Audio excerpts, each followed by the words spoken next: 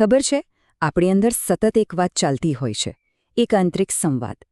પણ શું આપણે ક્યારે ઊભા રહીને વિચાર્યું છે કે આ શબ્દોમાં ખરેખર કેટલી તાકાત છે? આપણી દુનિયા બદલવાની તાકાત. આજે આપણે એ જ શક્તિને ઊંડાણપૂર્વક સમજવાના છીએ.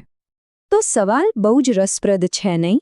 શું શબ્દોથી કોઈના જીવનના કાંટા દૂર થઈ શકે? ચાલો આ સવાલના જવાબની સફરમાં આગળ વધીએ. આ સફર આપણને એક એવા રહસ્ય તરફ લઈ જશે જે વિજ્ઞાન અને કુદરત બંનેમાં ઊંડે છુપાયેલું છે. ચાલો પહેલાં એ સમજીએ કે આ કાંટા છે શું. આપણે ઘણીવાર ગુસ્સો, તણાવ અને ડર જેવી લાગણીઓને આપણી સુરક્ષા માટેના કવચ તરીકે વાપરીએ છીએ. પણ હકીકતમાં આ કાંટા આપણને જ સૌથી વધારે નુકસાન પહોંચાડે છે. આ બહુ સરસ ઉપમા છે.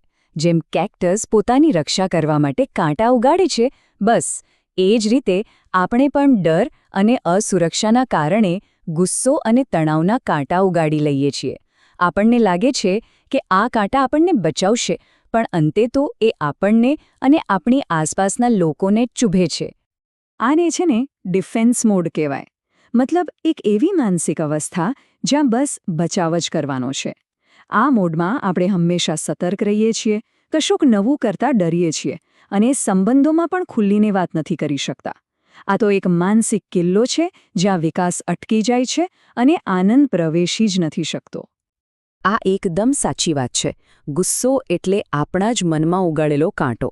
એ આપણને અંદરથી જ ઘાયલ કરતો રહે છે. તો પછી સવાલ એ થાય કે આ કાંટાઓથી છુટકારો કઈ રીતે મેળવવો? સારું, આનો જવાબ છે ને એક બહુ જ અજીબ લાગતી પણ સાચી વાર્તામાં છુપાયેલો છે. એક વૈજ્ઞાનિકની વાર્તા જેમણે સાબિત કરી દીધું કે શબ્દોમાં કુદરતને પણ બદલી નાખવાની શક્તિ છે. વાત છે લગભગ 1 સદી પહેલાંની. એક પ્રખ્યાત વનસ્પતિશાસ્ત્રી હતા જેમનું નામ હતું લુથર બરબેન્ક. એમણે એક કાંટાળા કેક્ટસ સાથે એક એવો અસાધારણ પ્રયોગ કર્યો જેણે વિજ્ઞાનને પણ વિચારવા પર મજબૂર કરી દીધું. એમણે શું કર્યું ખબર છે? એ કાંટાળા કેક્ટસ પાસે ગયા અને બહુ જ પ્રેમથી એને કહ્યું, તમારે આ કાંટાની જરૂર નથી, હું તમારું રક્ષણ કરીશ. બસ આટલું જ. કોઈ સાધન નહીં, કોઈ દવા નહીં, ફક્ત શુદ્ધ પ્રેમાળ સંવાદ. એમણે છોડને શબ્દો દ્વારા સુરક્ષાની ખાતરી આપી. અને જે થયું એ ખરેખર માન્યામાં ન આવે એવું હતું. છોડની જે આંતરિક બાયોલોજી હતી એણે એ પ્રેમાળ શબ્દોનો જવાબ આપ્યો. અને ધીમે ધીમે એ છોડે કાંટા વગરની એકદમ લીસી ડાળીઓ ઉગાડવાનું શરૂ કરી દીધું. આ સાબિત કરે છે કે શબ્દો અને ભાવનાઓમાં ભૌતિક વાસ્તવિકતાને બદલવાની શક્તિ છે. હવે અહીંયા થોડીવાર અટકીને વિચારો. જો પ્રેમભર્યા શબ્દો એક છોડની આખી બાયોલોજી બદલી શકે છે, તો પછી આપણે આપણી જાત સાથે જે વાત કરીએ છીએ એ આપણા શરીર અને મન પર કેટલી મોટી અસર કરતી હશે. શું આપણે આપણી જાત સાથે પ્રેમથી વાત કરીએ છીએ કે સતત ટીકા જ કરીએ છીએ? અને ના, બરબેન્કની આ સ્ટોરી કોઈ જાદુઈ વાત નથી. તેની પાછળ પાક્કું વિજ્ઞાન છે.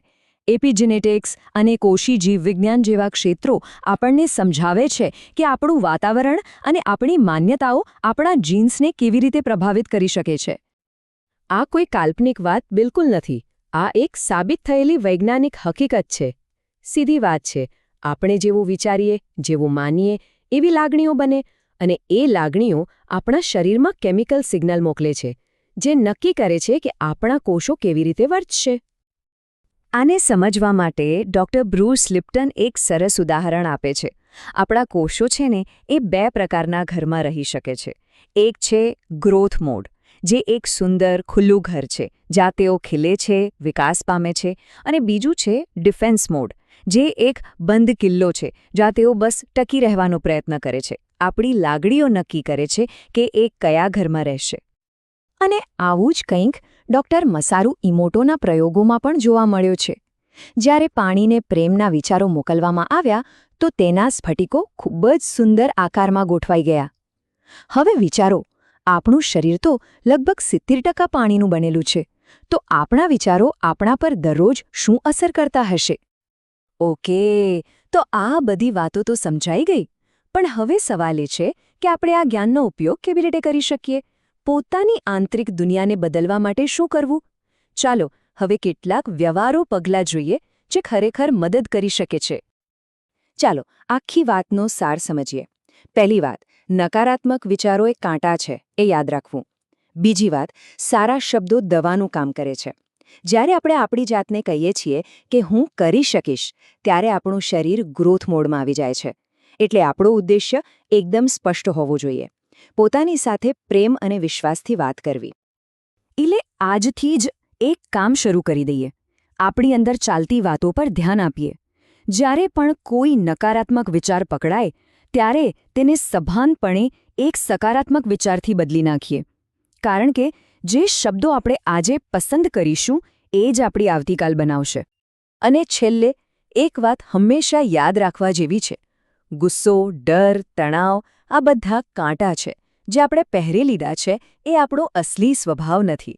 આપણો મૂળ સ્વભાવ તો કાંટા વગરનો, સહેજ આનંદનો છે.